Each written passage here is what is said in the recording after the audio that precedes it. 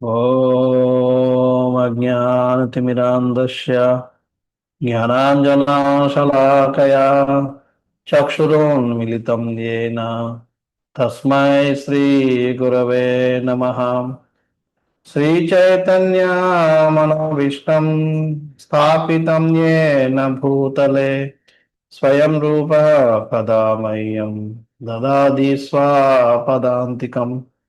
వందేహం శ్రీగురో శ్రీయుతాపతకమలం శ్రీగురుం వైష్ణవాంశ శ్రీరూపం సాగ్రజాతాం సహగణా రఘునాథాన్వితం తం సజీవం సాద్వైతం సావధూతం పరిజనా సహితం కృష్ణ చైతన్యదేవం శ్రీ రాధా కృష్ణ పదా సహగణా లలితా శ్రీ విశాఖాన్వితాంశ హే కృష్ణ కరుణా సింధు దీనబంధు జగత్పతే గోపేశ గోపికా కాంత రాధాకాంత నమోస్తుతే తప్త కాంచన గౌరాంగీ రాధే వృందావనేశ్వరి వృషభానుసుతే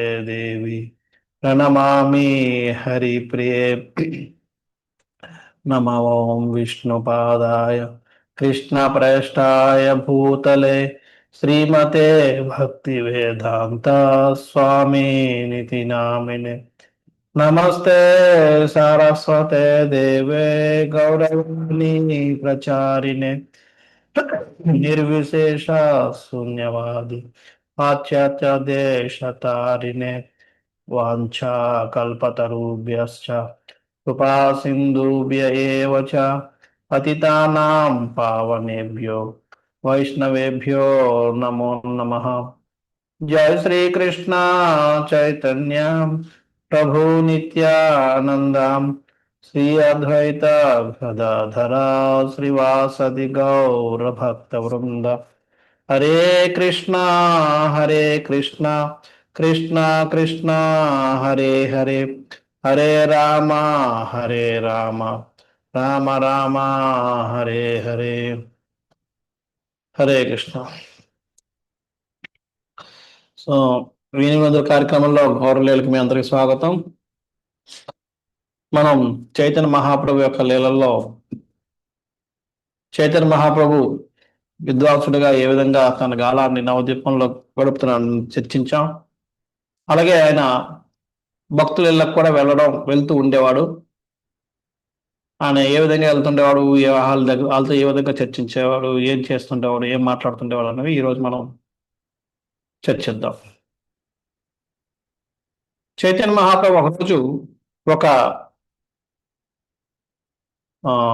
నేతగాని ఇంటికి వెళ్ళాడు। వెళ్ళి ఒక మంచి క్లాత్ చూశాడు। చూసి ఏమయ్యా ఇది ఎంత అని అడిగాడు। అంటే ఆ నేతగాడు చైతన్య మహాప్రభు ఒక అందాన్ని చూసి అన్నాడు, ఎంత నువ్వు ఇవ్వాలంటే ఇంత ఇవ్వయ్యా అని చెప్పి అంటే చైతన్య మహాప్రభు అంటాడు, ఎవరన్నా దగ్గర ఒక పైసా కూడా లేదు కదా, ఎలాగిస్తానంటాడు।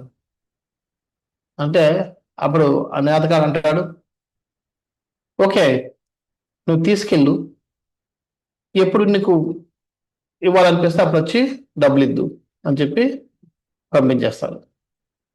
సో అది తీసుకుని ఎంతో ఆనందంగా దాన్ని వేసుకుని ఆయన అక్కడి నుంచి ఒక పాల వ్యాపారి దగ్గరికి వెళ్తారు। పాల వ్యాపారి కాదు, ఒక గోశాల దగ్గరికి వెళ్తారు। అక్కడ చిన్నపిల్లలు ఉంటారు। చైతన్య మహాప్రభు వీళ్ళ దగ్గరికి వెళ్ళి, ఏమైనా కొద్దిగా పాలు ఇవ్వండి నాకు, ఈరోజు మీ ఇంటి దగ్గర నేను భిక్షాటన చేసుకుని తినాలి, పాలు తాగాలనుకుంటున్నాను అని అంటాడు। అంటే వాళ్ళు వెంటనే కూర్చొని అంకుల్ కూర్చోండి అని అంకుల్ అని పిలుస్తారు అనమాట। చైతన్య మహాప్రభుని అంకుల్ అని పిలుస్తారు। వచ్చి అని పిల్లలు కదా వాళ్ళు, ఈయన కొద్దిగా పెద్దవాడు, సో రండి అంకుల్, అంకుల్ వచ్చి కూర్చోండి, కూర్చోండి అంకుల్ ఇక్కడ అని చెప్పి అంటాడు. అని కూర్చోబెడతారు. కూర్చోబెట్టి ఇంకా ఆయనతోటి ఆ పిల్లలు ఆటలు ఆయనలాగే ఆట దాంతో కొద్దిగా నిమాయతోటి చైతన్య మహాప్రభు తోటి వాళ్ళు చేతులు వేయడం, జోక్గా మాట్లాడడం మొదలు పెడతారు. కలిసిపోతాయి అన్నమాట, మొత్తం కలిసిపోయి జోక్గా మాట్లాడడం మొదలు పెట్టారు. చైతన్య మహాప్రభు కూడా అంత జోక్గానే పరిహాసంగానే మాట్లాడుతున్నాడు. అలాగే ఒక కుర్రాడు వచ్చి ఆ ఆ ఏమంటాడు, బ్రాహ్మణ మీరు మా ఇంటికి రండి భోజనానికి అంటాడు. అని ఆయన లాగుతుంటే ఇంకో పిల్లవాడు, అంకుల్ రాదు, అంకుల్ నువ్వు మా ఇంటికి రా, మా ఇంటికి భోజనం రా, నువ్వు ఇంతకు ముందు మా ఇంటికి వచ్చావు కదా భోజనానికి, మళ్ళీ ఈసారి రా అంటారు. ఈ విధంగా వాళ్ళు లాగుతూ అట్లా అవుతున్నారు, ఇట్లా అవుతున్నారు. యాక్చువల్ నిజానికి చైతన్య మహాప్రభు ఎవరింటికి కూడా వెళ్ళలేదు. కానీ ఆయన వెళ్ళింది ఎప్పుడు, వీళ్ళు ఎలాగనుకుంటున్నారు, వాళ్ళకి యాక్చువల్గా ఎవరైతే ఈ పిల్లలు ఉన్నారో వీళ్ళందరూ కూడా ద్వాపర యుగంలో కృష్ణలీలలో గోలబాలలు. ఇప్పుడు ఆయన చైతన్య మహాప్రభులా కనబడలేదు వాళ్ళకి కృష్ణునిలా కనబడుతున్నాడు. అందుకని వాళ్ళు అంటున్నారు, నువ్వు వచ్చి కృష్ణుడు అన్నమాట, నువ్వు వచ్చి బయట తిన్నావు కదా మొన్నా కదా అని చెప్పి.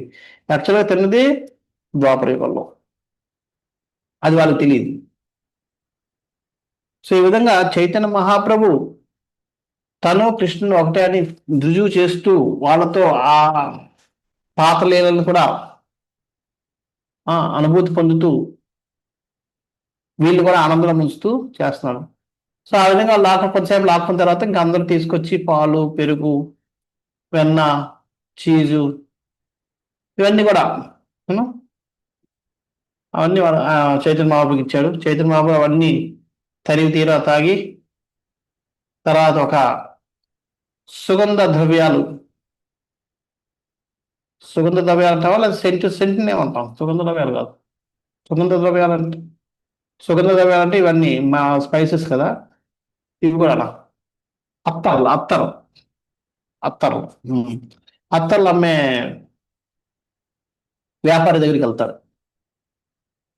వెళ్ళి అడుగుతాడు, ఏమయ్యా నాకు ఒక మంచి సుగంధ భరితమైన ఒక అత్తర్ని ఇవ్వండి అంటాడు. అనగానే లోపలికి వెళ్ళిపోయి ఒక మంచిది అత్తర్ తీసుకొచ్చి చైతన్య మహాప్రభుకి అందజేస్తాడు. ఇలాగా చేస్తే, ఓ చాలా బాగుంది, ఎంత ఇది అంటాడు. అని అంటాడు, నీకు తెలియదు ఏముంది, నీకు అన్నీ తెలుసు, నేను చెప్పాలా అని. అది కాకపోయినా నీలాంటి వాడి దగ్గర నుంచి డబ్బులు తీసుకోవడం ఏమైనా సబబేనా, నువ్వు దీన్ని తీసుకెళ్ళి వాడుకో అంటాడు. అలా నేను పే చేయాలి కదా, మరి ఎంత పే చేయాలి ఎలాగంటే, నువ్వు వాడుకో, ఇది నీకు నచ్చింది ఇప్పుడు నువ్వు రాసుకున్నా అంటే అని చెప్పి ఆయన రాయడం మొదలు పెట్టేశాడు. ఆ దాంట్లో బాటిల్ ఆయన, ఇది నువ్వు వాడుకున్నా రాశాం కదా, రేపు ఉదయం వరకు కూడా దీని తాలూకా సుగంధం ఉంటే నాకు డబ్బులు ఇవ్వు, అది కూడా నీకు నచ్చితేనే, ఈ సుగంధం తాలూకా వాసన నీకు నచ్చితేనే డబ్బులు, లేకపోతే డబ్బులు ఇవ్వక్కర్లేదు అని చెప్పి ఇంకా ఆయన శరీరం మొత్తానికి ఆయిల్ మసాజ్ చేసేస్తున్నారు.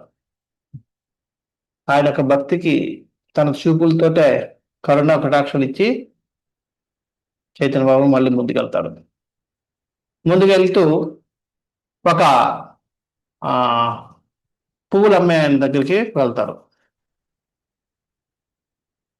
ఆయన చైతన్య మహాప్రభు ఒక అందాన్ని, ఆ నడిచే టీవీని, అంటే అలాగా అవన్నీ చూసి అలాగా ఆశ్చర్యంతో చూస్తూ ఉండిపోతారు. చైతన్య మహాప్రభు దగ్గరికి వచ్చి అదే వరకు ఆయనకి తెలియలేదు. ఎప్పుడైతే మళ్ళీ ఆయన బయటకు వస్తాడో తన ధ్యానంలోంచి, వెంటనే వెళ్ళి కాళ్ళ మీద దండం పెట్టి నమస్కారం చేసి కూర్చోడానికి ఒక సీట్ ఇచ్చి కూర్చోబెడతాడు. కూర్చున్న తర్వాత చైతన్య మహాప్రభు అడుగుతాడు, నాకు ఒక మంచి గార్లెన్ కావాలయ్యా అని. కానీ నా దగ్గర డబ్బులు లేవే, ఎలా కొనుక్కోను అని అంటాడు. అంటే ఆయన అంటాడు, నువ్వు డబ్బులు పే చేయాల్సిన అవసరం లేదు, తీసుకెళ్ళిపో అని చెప్పి లోపల నుంచి ఒక మంచి బ్రహ్మాండమైన గాలిని తీసుకొచ్చి ఆయన మెల్ల వేసేస్తాడు. ఆ వేసేటప్పటికి వేసిన వెంటనే చైతన్య మహాప్రభు పక్క నవ్వుతున్నాడు. ఇలా వెనక్కి పడు. అది చూసి ఆయన వెనకాతల శిష్యులు కూడా నవ్వుతున్నారు. వాళ్ళ ఆనందాన్ని చూసి ఈ పువ్వులు అమ్ముకొని ఆయన కూడా నవ్వుతున్నాడు. ఇలాగ అందరూ నవ్వుకున్నారు. చైతన్య బాబు ఆ నవ్వులతోటే ఆయనకి ఫుల్ ఆశీర్వాదాలు ఇచ్చి ముందుకెళ్ళాడు. ముందుకెళ్ళి తామపాకులు అమ్ముకొని ఆయన దగ్గరికి వెళ్ళాడు. వెళ్ళి తమలపాకులు అమ్మకం దగ్గరికి చైతన్య మహాప్రభుడు వస్తుండగానే ఆయనకు అందానికి చూసి, ఎవడో మన్మధుడే నా దగ్గరికి వస్తున్నాడు, ఈరోజు నాకు ఎంత అదృష్టం, సాక్షాత్తు ఆయన దేవతామూర్తి మన్మధుడే నా ఇంటికి వస్తున్నాడు, మన దగ్గరికి వస్తున్నాడు అని చెప్పి ఆయన ఆశ్చర్యపోయి ఆనందపడిపోతుంటాడు.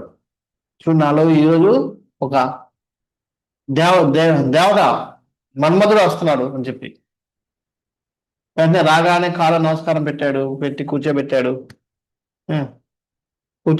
అంటాడు, ఈరోజు మీరు మా దుకాణానికి రావడం మా అదృష్టం. నేను ఇన్ని రోజులు పడిన శ్రమతాలకు ఫలితం ఈరోజు పండించినట్టు అయింది నాకు అని చెప్పి అని వెంటనే అప్పటికప్పుడు ఒక బ్రహ్మాండమైన కిల్లి తయారు చేసి చైతన్య మహాప్రభుకి ఇస్తాడు. చైతన్య మహాప్రభు అంటాడు, అరే నువ్వు ఇస్తున్నావు కానీ నా దగ్గర డబ్బులు లేవే, నేను డబ్బులు ఎలాగ ఇవ్వను నీకు అంటాడు. అంటే నేను డబ్బుల కోసం చేయలేదు, నేను డబ్బుల కోసం ఇవ్వలేదు అంటాడు. మరి ఎందుకు ఇచ్చావు? నా హృదయం చెప్పింది నీకు ఇవ్వాలనిపించి ఇవ్వు అని చెప్పి నేను చేశాను అని చెప్పి ఎంతో వినయంగా చెప్తారు. ఆయన వినయానికి ఆ స్వచ్ఛతకి చైతన్య మహాప్రభు ఎంతో ఆనందపడిపోతుంటారు లోపల. వెంటనే లోపలికి వెళ్ళి కొన్ని తమలపాకులు ప్లస్ కర్పూరం లాంటివి, అంటే ఆ కిలీలోకి వేసుకున్న అతి విలువైన ఇంగ్రీడియంట్స్ ఏవైతే ఉంటాయో, ముడి పదార్థాలు ఏవైతే ఉంటాయో, కర్పూరం లాంటివి ఇలాంటివన్నీ అవన్నీ కూడా ప్యాక్ చేసి ఇంత ప్యాకెట్ చైతన్య మహాప్రభుకి సమర్పించుకుంటాడు. చైతన్య మహాప్రభు అన్ని చూసి ఆయన మీద చిరునవ్వులతోటే తన యొక్క ఆశీస్సుల్ని కురిపించి వెళ్ళిపోతాడు. అలా వెళ్తూ ఎక్కడికి వెళ్తారు? శంఖాలు అమ్ముకునే వాని దగ్గరికి వెళ్తారు. సో శంఖాలు అమ్ముకునే దగ్గరికి వెళ్ళి అడుగుతాడు, నాకు ఒక బ్రహ్మాండమైన శంఖం ఊరితే ముళ్ళోగాలు కనబడాలి, అటువంటి శంఖాన్ని ఒకటి ఇవ్వండి అంటాడు. అనగానే లోపలికి వెళ్ళి ఇంత పెద్ద శంఖం తీసుకొచ్చిస్తాడు.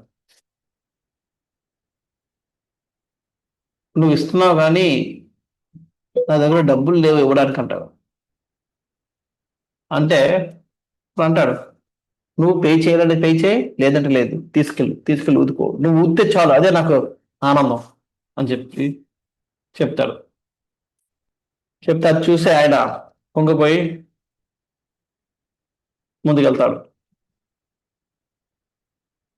ముందుకెళ్తూ ఒక జ్యోతిష్కుడి దగ్గరికి వెళ్తాడు. వెళ్ళి డైరెక్ట్గా వెళ్ళి కూర్చుంటాడు. అక్కడికి వెళ్ళి కూర్చుని అంటాడు, ఏమండి మీరు చాలా పెద్ద జ్యోతిష్కుడు అని చెప్పి నేను విన్నాను, అంచేత నన్ను చూసి నేను కింది పూర్వజన్మలో ఎవరినో నాకు చెప్పగలరా అని అంటాడు. అనగానే ఆహ్లాదం అంటాడు, ఏది ఇలాగ వచ్చి నా ఎదురుగా కూర్చోండి అని చెప్తాడు. చైతన్య మహాప్రభు కూర్చున్నాడు. చైతన్య మహాప్రభు తదేకంగా తీవ్రంగా చూసి కళ్ళు మోస్తున్నాడు. ఆశ్రాలు చైతన్య మహాప్రభుని తీవ్రంగా చూసారు, తదేకంగా చూసి ఇంకా కళ్ళు మూసుకున్నాడు. కళ్ళు మూసుకుని గోపాల మంత్రాన్ని జపిస్తున్నాడు. దీన్ని బట్టి మనం అర్థం చేసుకోవచ్చు, చైతన్య మహాప్రభు ఎవరి దగ్గరికి వచ్చాడు? భక్తులు, తన భక్తుల దగ్గరికి వచ్చాడు. అంటే ఇంతవరకు వెళ్ళిన వాళ్ళందరూ కూడా తన భక్తులే, కృష్ణ భక్తులే, వాళ్ళ దగ్గరికి వెళ్ళాడు.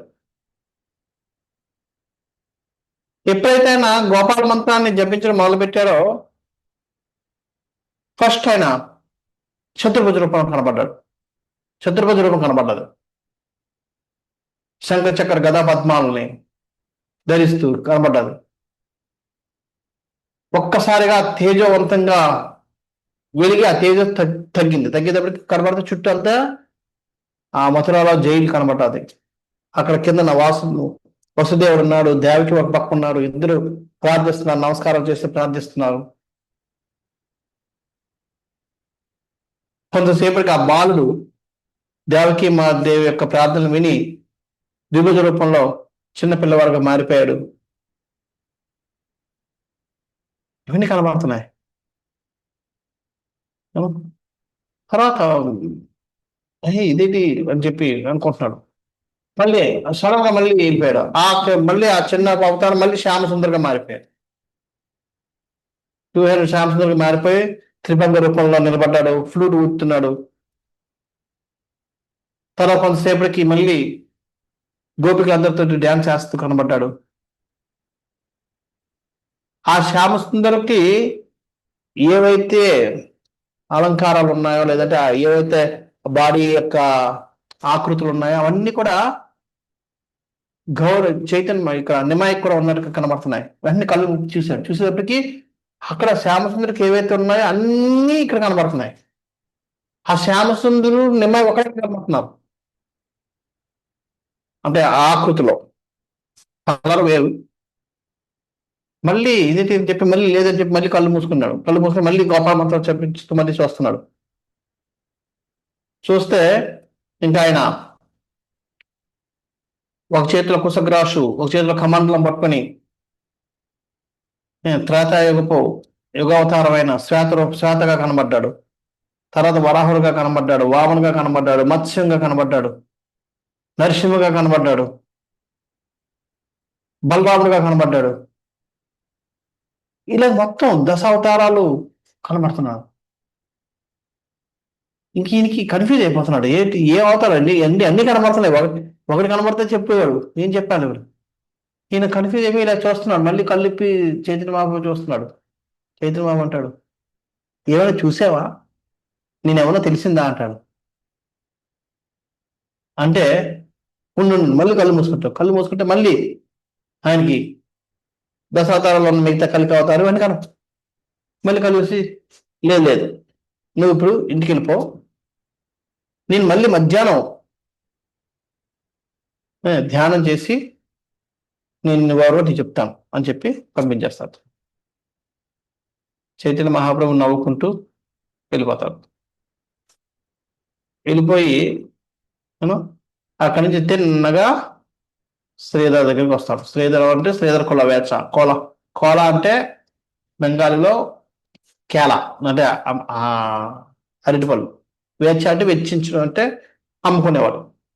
ఆయన అరటిపళ్ళు అవన్నీ అమ్ముకునేవాడు కాబట్టి శ్రీధర్ కోల వేచ అని చెప్పి పేరు వచ్చిందండి.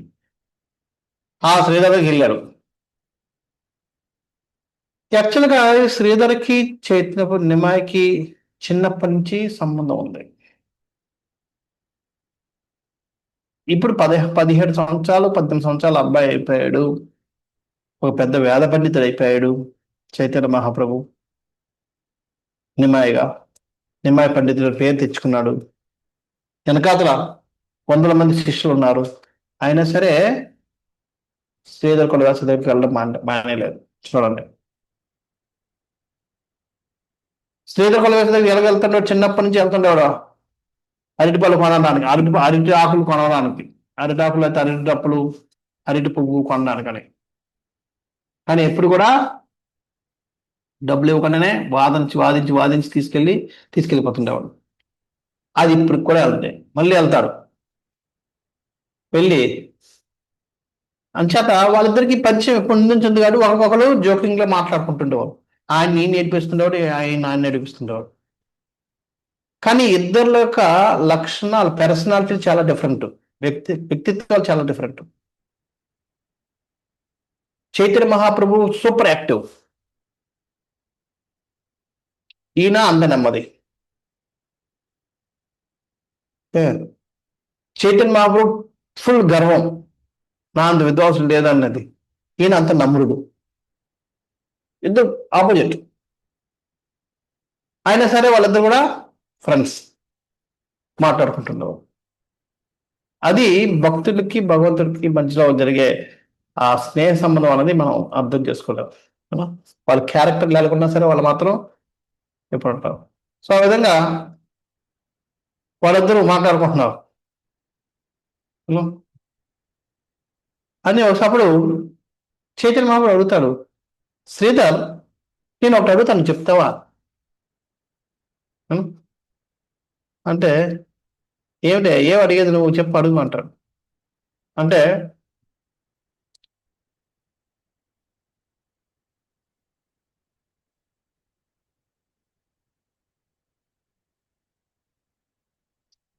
నువ్వు లార్డ్ హరిని నువ్వు పూజ చేస్తున్నావు కదా, అది చేస్తున్నప్పుడు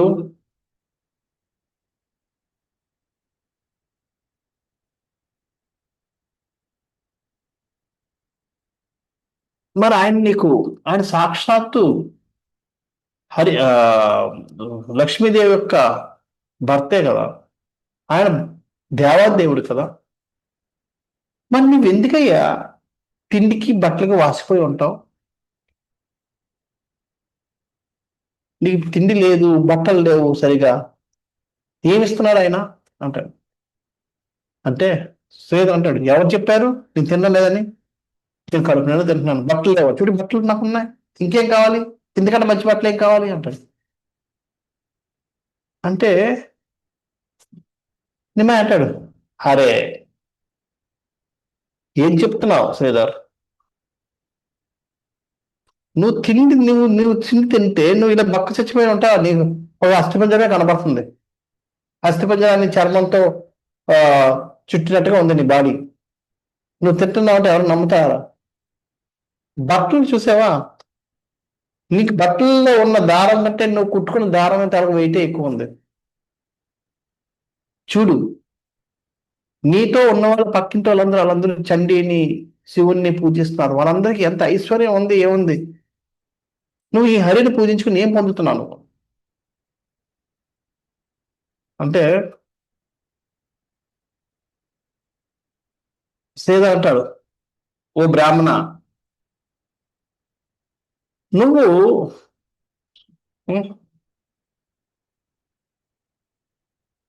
నువ్వు చెప్పిందంతా బాగానే ఉంది,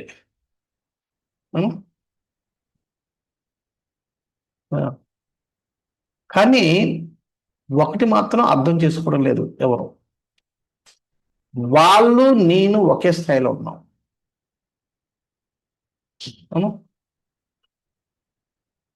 ఒక రాజు ఉన్నాడు అనుకో, రాజు కూడా తన కడుపు నిండా తింటాడు. ఎక్కడ తింటాడు? తన ఒక ఐశ్వర్యవంతమైన రూమ్ లో కూర్చుంటాడు, ఐశ్వర్యవంతమైన పేటలో తింటాడు, కానీ తినేది కడుపు నిండా తింటాడు. ఆయనకి ఎంత కడుపు నిండా అంత. అదే ఒక రోడ్డు మీద పక్షి ఉంటుంది, చెట్టు మీద, రోడ్డు మీద, ఆ పక్షి కూడా తన కడుపు నిండా తింటుంది, కానీ రోడ్డు మీద తింటుంది.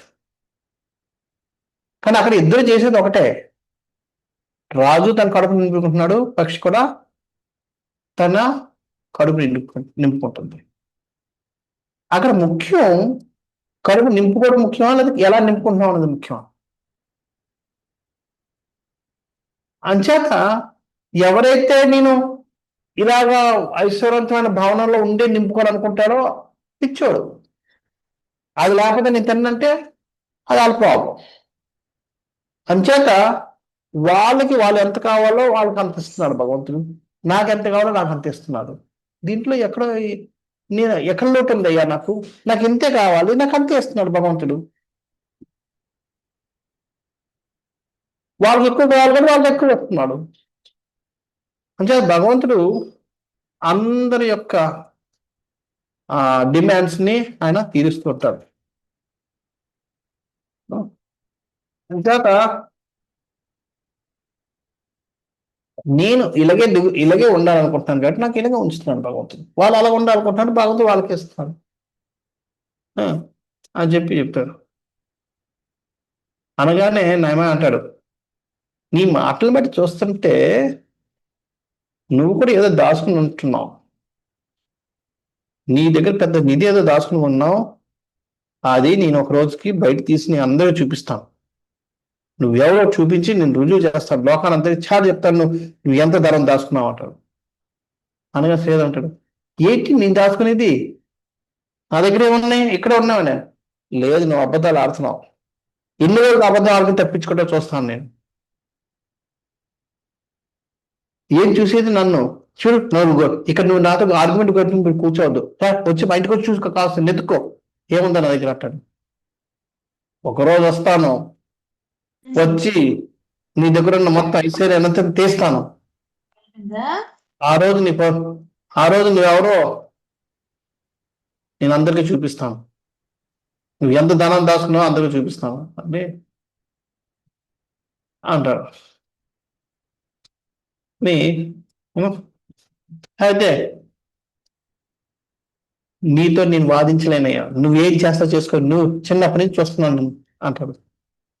శ్రీధ అది బాగానే ఉంది కానీ ఏమిస్తావు, ఏమిస్తావు చెప్పు నాకు అంటాడు. అంటే నీకేమిచ్చేది, ఏ దగ్గర ఉన్నా నా దగ్గరే ఉన్నాయి ఇవ్వడానికి, నేనేదో ఈ ఈ అరటి డప్పులు ఇవి పట్టుకుని బతుకుతున్నాను, దానివల్ల వచ్చిన ఏదో కాస్త కోసం డబ్బులు ఉన్నాయి, ఆ డబ్బులతో నేనే గంగా పూజ చేసుకుంటున్నాను, అవి చేసుకుంటున్నాను, అందుకని నా దగ్గర ఏముంది ఇవ్వడానికి అంటాడు. కానీ అవే ఇవ్వు నాకు అంటాడు.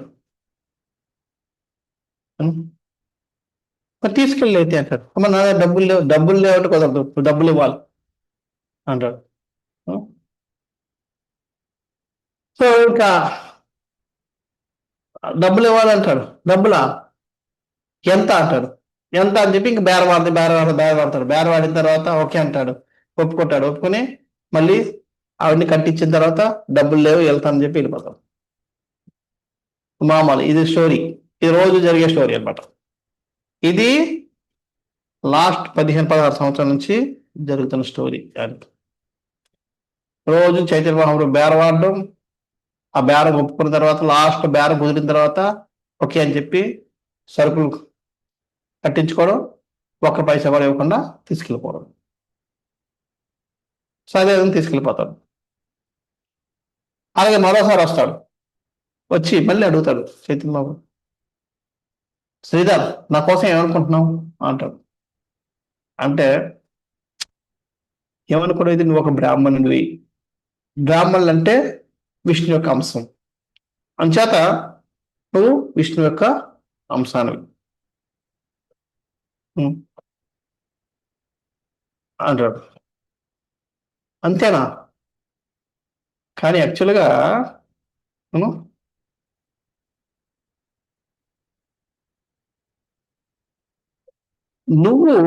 మీ అందరూ కూడా నన్ను బ్రాహ్మణ్ అనుకుంటారు, కానీ నిజానికి నేను బ్రాహ్మణ్ కాదు, నేను ఒక గొల్ల పిల్లవాడిని అంటారు. అంటే నువ్వు గొల్ల పిల్లవాడవో ఏమిటో నాకు అవన్నీ తెలియదు, నాకైతే నువ్వు బ్రాహ్మణుగానే కనబడుతున్నావు, నువ్వు బ్రాహ్మణుడు. నేను అదే చెప్తున్నాను, మీ అందరూ నన్ను బ్రాహ్మణ్ అంటున్నారు, కానీ నేను మాత్రం కాదు, నేను గొల్ల పిల్లవాడిని, నా దగ్గర చాలా ఆవులు ఉన్నాయి, నేను అప్పుడు ఆవులు మేపుకుంటూ వెళ్తుండేవాడిని అని చెప్తాడు.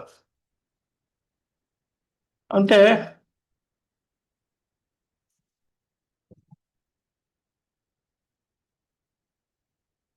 నీతో నేను ఆర్గ్యుమెంట్ చేయలేను, నీ ఇష్టం అంటాడు. నువ్వు ఏమనుకుంటే అనుకో, నువ్వు చెప్పిందే రైట్ అంటాడు. అనంతరం తప్ప అంటాడు,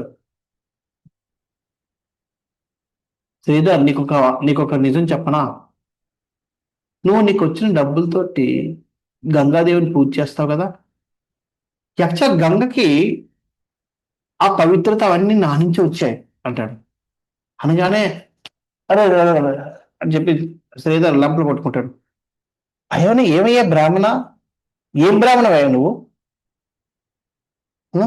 ఇలా గంగాదేవిని ఎలాగ అపమానపరుస్తూ మాట్లాడడం సవ్వేనా? అది బ్రాహ్మణుకి రక్షణమేనా అంటాడు. పెద్ద అవుతున్న కొద్దీ అందరూ చాలా మర్యాదగా వినయంగా మాట్లాడడం, ఎక్కడ ఎలా మాట్లాడడం నేర్చుకుంటారు. నిన్ను చూస్తుంటే నువ్వు రోజు రోజుకి ఇంకా దిగజారిపోయి ఇంకా నువ్వు భ్రష్టుడు అయిపోతున్నావు. ఇలా ఎప్పుడు మాట్లాడేవారు కాదు, ఈరోజు నువ్వు గంగాదేవినే మాట్లాడుతున్నావు, అదంతా నా వల్ల వస్తుందని చెప్పి ఇలా మాట్లాడుతున్నావు, ఇది ఇక్కడ మాట్లాడతాడు.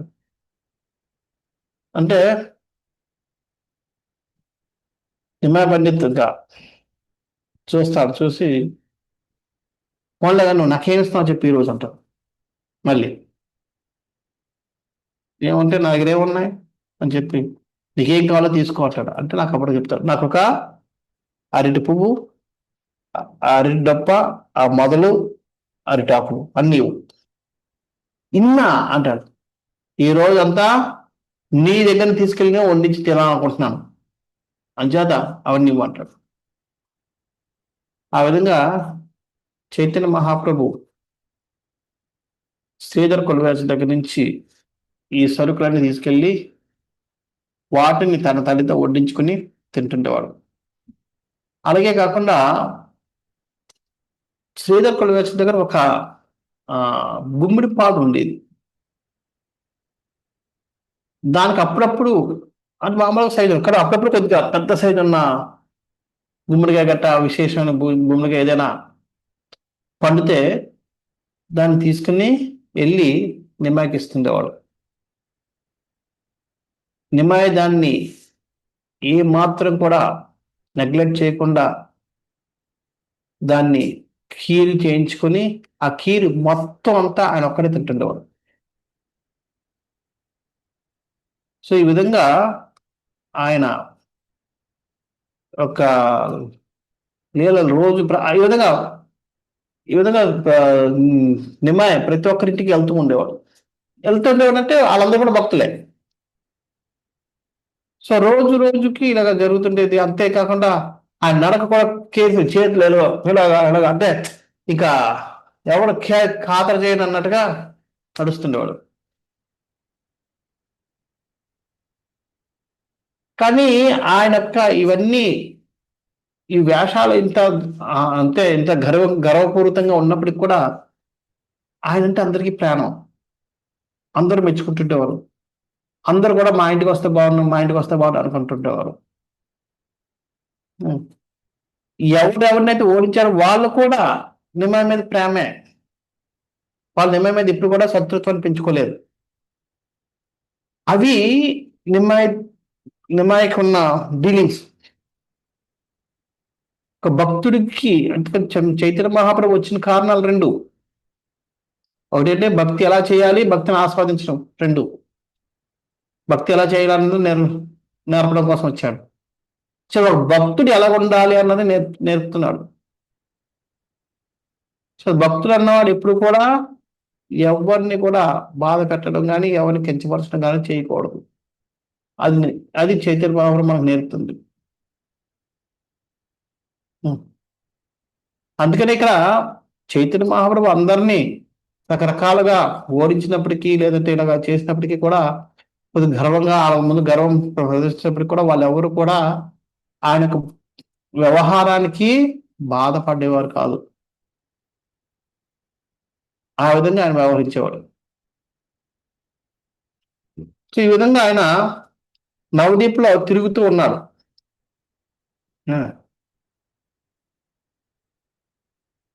ఆయన్ని కొంతమంది అనుకుంటుండేవారు ఈయన చంద్రుడు లాంటాడేమో అని. యాక్చువల్లీ వృందావన్ దాస్ ఠాకూర్ రాస్తారు చైతన్య భాగవతలో, ఈయన చంద్రుడితో పోల్చేవారు కొంతమంది. కానీ నేను అంటాను చంద్రుడికి మచ్చలు ఉన్నాయి, కానీ మా ఈ నిమాయ చంద్రుడికి మచ్చలు కూడా లేవు. అంటే చంద్రుడితో పోల్చడం కూడా తప్పే, చంద్రుడితో పోల్చలేం మనం అని అంటాడు. అలాగే ఉమ్. మరొకసారి ఆ,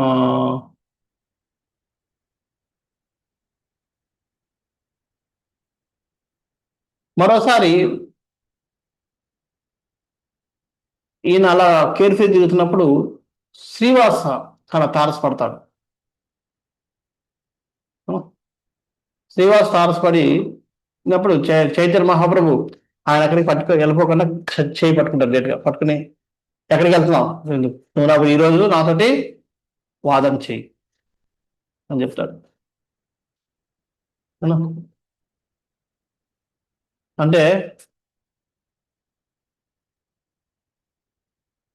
నీతో ఏం వాదన చేస్తాను అని చెప్పి అంటాడు. ఈరోజు ఓ గర్వ గర్వశ్రేష్ఠుడా అంటారు ఆయన శ్రీవాస్. ఓ గర్వశ్రేష్ఠుడు, ఈరోజు నువ్వు ఎక్కడికి వెళ్ళి ఎవరిని వాదించుకొచ్చావంటాడు. అంటే అందుకనే కదా నిన్ను పట్టుకుంది, ఈరోజు ఎవరు దొరకలేదు నాకు, అందుకే నిన్ను పట్టుకున్నాను, నువ్వు చెయ్యి నాతోటి అని చెప్తాడు. నువ్వు తర్కం నేర్చుకున్నావు కదా, అది తర్కం మీద మనం వాదిద్దామని చెప్తాను. ఆ విధంగా ఆయన చేస్తు ఆయన తర్కమే చేస్తున్నప్పుడు కూడా ఈయన ఆయన చెప్పిన దానికి తప్పని చెప్పి రుజువు చేస్తుంటాడు. అప్పుడు శ్రీవాస్ అంటాడు, నీ దగ్గర ఇంత జ్ఞానం ఉంది కదా, దాన్ని భగవంతుడి సేవలో ఉపయోగిస్తే ఎంత బాగుండేది. భగవంతుణ్ణి నువ్వు ఆరాధించినప్పుడు నీకున్న జ్ఞానం అంతా కూడా వేస్ట్, వృధా. నువ్వు రాత్రు పగలు జనాలకి బోధన చేస్తున్నావు.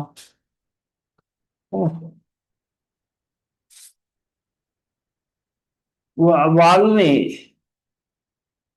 ఆ బాధల్లో ఎక్కడ కూడా నువ్వు కృష్ణుడి కోసం చెప్పవు. కృష్ణుడి కోసం చెప్పొచ్చు కదా, కృష్ణ భక్తులు చేసేచ్చు కదా నువ్వు.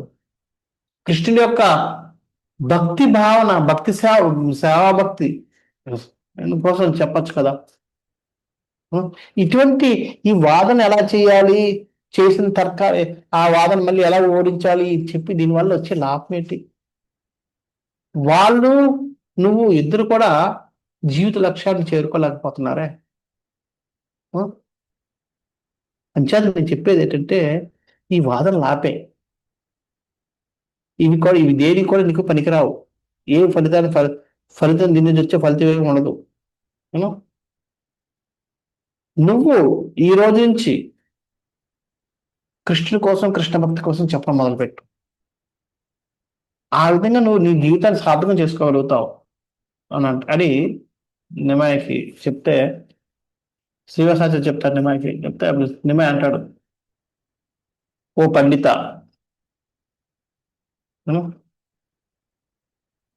నీ యొక్క కృప కారణంగా ఒకరోజు నేను కృష్ణుడి సేవ చేయగలుగుతాను.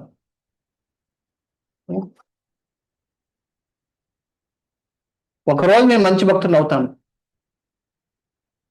ఒకరోజు మీ అందరితో కలిపి మీ అందరి సాంగత్యంలో నృత్యం చేసే రోజు కూడా వస్తుందేమో అని చెప్పి వెళ్ళిపోతాడు. ఇంకా చైతన్య మహాప్రభు అటు వెళ్ళిపోతాడు.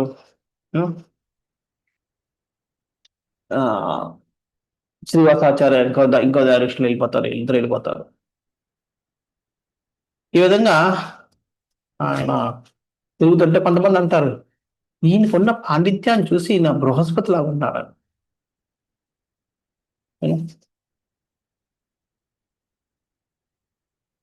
అప్పుడు దానికి బృందావదాస్ ఠాకూర్ అంటారు, అది కూడా తప్పు. ఆయన బృహస్పతి దేవతలకు మాత్రమే గురువు, కానీ మా నిమాయ్ మొత్తం ప్రతి జీవికి కూడా ఆయన గురువు, ఆశ్రయం, ఆయనే రక్షకుడు కూడా అని చెప్తారు. అలాగే కొంతమంది ఆయన్ని ఎవరితో దీన్ని పోలుస్తున్నారు, మన్మం మన్మధుడితోటి అని వృందాదాస్ ఠాగూర్ అంటారు. మన్మధుడితో కూడా పోల్చలేవు ఇది. మన్మధుడితో పోలిస్తే ఏమవుద్ది? మన్మధుడు మనలో ఉన్న కామాన్ని పెంచుతాడు. మన్మధుడు యొక్క రూపం మన హృదయంలో ప్రవేశిస్తే మనలో కామం పెరుగుతుంది. కానీ నిమాచంద్రుడు యొక్క రూపం లోపలికి వెళ్తే మనలో ఉన్న కామాలన్నీ నశించిపోతాయి. అంచేత మన్మధుడు కూడా గొప్పవాడు బాబు. సో ఈ విధంగా అంచేత మనం ఎవరు కూడా చైతన్య మహాప్రభుని ఇక్కడున్న భక్తి కోసం దీంతో కూడా పోల్చలేము అని చెప్పి బృందావన్ దాస్ ఠాకూర్ తన యొక్క భక్తిని, చైతన్య మహాప్రభు మీద ఉన్న భక్తిని ఆయన వ్యక్తపరుస్తాడు. ఈ విధంగా జనాలు మాట్లాడుకుంటున్నారు. కొంతమంది ఏమనుకుంటున్నారు, చూడు ఆయన తేజస్సు ఎంత ఎలాగుందో, వెలిగిపోతుంది రోజు రోజుకి. ఈయన ఆ తేజస్సు, ఆ మనిషిలో ఉన్న ఆకర్షణ చూస్తే ఈయన ఖచ్చితంగా ఎవరో భగవంతుడి యొక్క అంశమై ఉంటాడు. ఏమో అంటే కొంతమంది అంటారు, ఏమో ఈయన ఏమైనా విష్ణువేనేమో అంటే కొంతమంది అంటారు. కొంతమంది అంటారు యాక్చువల్గా నవద్వీపుని ఒక బ్రాహ్మణుడు రాజ్యం వెళ్తాడని చెప్పి మనకి శాస్త్రాలు చెప్పబడ్డది. ఆ బ్రాహ్మణుడే ఈయనేమో, ఈయనే రాజుగా మన నవద్వీపుని అంతటిని ఏలుతాడేమో. ఆ ప్రాఫెసీ అంటే ఆ ఆకాశవాణిని, ఆ శాస్త్ర వాక్యాన్ని నిజం చేయడానికి వచ్చిన వాడేమో ఈయన అని చెప్పి కొంతమంది అనుకుంటున్నారు. ఈ విధంగా ఎక్కడ చూసినా సరే నవదీప్ అంతా కూడా నిమ్మ యొక్క అందం కోసమో, నిమ్మ యొక్క చేష్టల కోసమో, నిమ్మ యొక్క వాదన కోసమో, నిమ్మ యొక్క అలాగే నిమ్మాయిని సేవ చేస్తూ ఆయన ఇంటికి పిలిచి ఆయన సేవ చేయడము, ఇలాగా మొత్తం నవదీప్ అంతా కూడా కృష్ణ భక్తి లేకపోయినా చైతన్య మహాప్రభు భక్తి చేత అందరు తెలియకుండానే చైతన్య మహాప్రభు భక్తులుగా మారిపోతున్నారు. ఎవరికి తెలియకుండానే వాళ్ళందరూ కూడా చైతన్య మహాప్రభుని ఆరాధించడం మొదలుపెట్టారు. వాళ్ళు తెలియని ఆరాధించడం చాలా పూజ కాదు, వాళ్ళందరూ కూడా ఆయన ఎప్పుడు ఇష్టపడుతున్నారంటే అది ఆరాధన. సో ఈ విధంగా నిమ్మాయ్ నవదీప్ వాసులందరినీ కూడా తన భక్తులుగా చేసేసుకుంటున్నాడు, తెలియకుండానే, వాళ్ళకి తెలియకుండానే. అది గొప్ప. సో అందుకనే చైతన్య మహాప్రభు చాలా ఔదార్యవంతుడు, అడగకుండానే కృపిస్తాడు.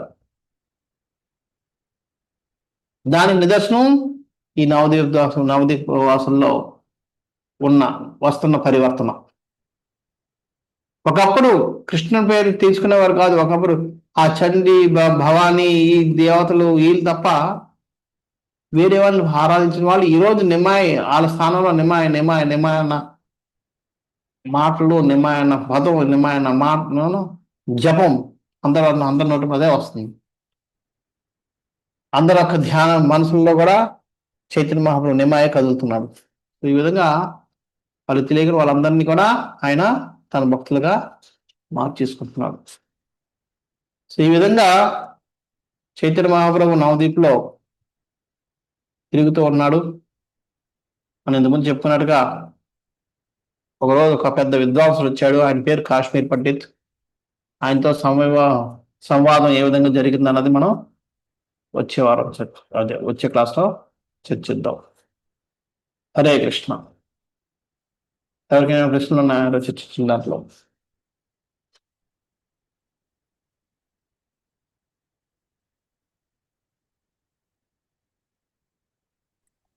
హరే కృష్ణ ప్రభు. ధన్యవాద ప్రభుజీ. ప్రభుజీ మాల వేసిన లీల చెప్తున్నారు, అది ఒకసారి రిపీట్ చేస్తారా? ఏది ఇందాక మాల అది వేసారన్నారు కదా, పూలమాల. పూలమాల. ఆయన మామూలుగా వెళ్తాడు, వెళ్ళి ఆయన అడుగుతాడు, నాకు ఒక పూలమాల వేసుకోవాలని ఉంది, కానీ నా దగ్గర డబ్బులు లేవని చెప్పి. అంటే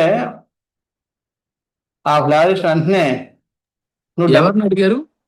పూలమాల అమ్ముకునే ఆయన్ని. ఆ డివోటీ కాదా మామూలు జనరల్ గా? అందరు డివోటీలు అవుతారు కదా, డివోటీలు కాబట్టి వెళ్ళి ఉంటాడు. లేకపోతే వాళ్ళందరూ ఎందుకు ఇస్తారు, డబ్బులు ఇచ్చిన ఇవ్వకపోయినా నీ ఇష్టం వేసుకుని వెళ్ళి అని చెప్తారు కదా. అంటే వాళ్ళందరూ భక్తులే కదా, భక్తులు కాబట్టే కృష్ణుడు వెళ్తాడు, భక్తులు కాబట్టి వాళ్ళు కూడా ఇస్తారు. ఓకే.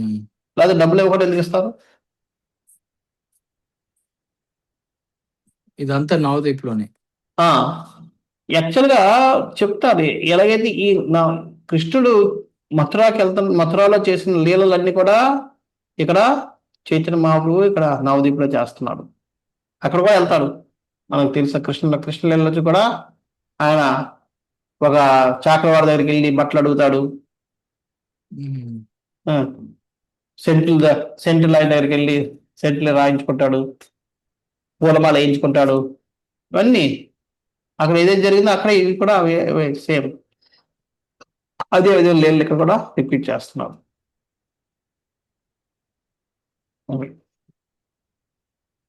ఇది యోగపీఠం అది అది ఆ ప్లేస్ లోనే ఉండేవారా చైతన్య మహాప్రభు? యోగపీఠ అన్నది ఆయన జన్మించిన స్థానం. మరి అది ఉండే నివాసం కాదా అది కూడా?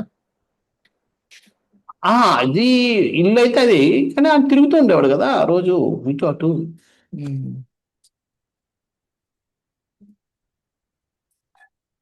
అది ఆయన ఉండే ఇల్లు, కానీ ఇవన్నీ ఎక్కడ జరుగుతాయి, తిరుగుతూ జరుగుతున్నాయి ఇవన్నీ. ఒక్కొక్కరి ఇంటికి వెళ్తున్నాడు కదా రోజు. అది కోలవేరు క్షేత్రం అది అది ఆ గ్రామం ఏ గ్రామం అది?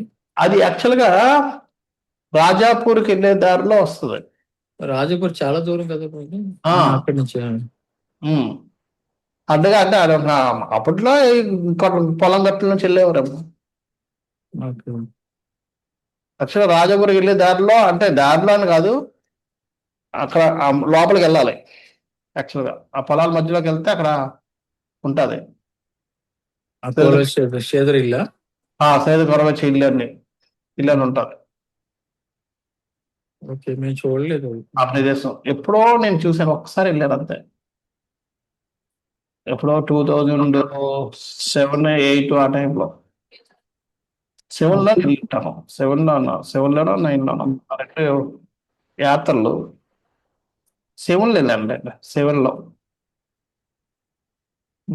మహారాజ్ యాత్రలో తీసుకెళ్లారు ప్రభు. మహారాజ్ యాత్రకు తీసుకెళ్లారో లేదా తెలియదు. నేనేమో ఆ బ్రహ్మచారులతో 2-3 బ్రహ్మచారులతో వెళ్ళాను అనమాట. నాకు సీనియర్లు వాళ్ళు చూపించారు తీసుకెళ్ళి.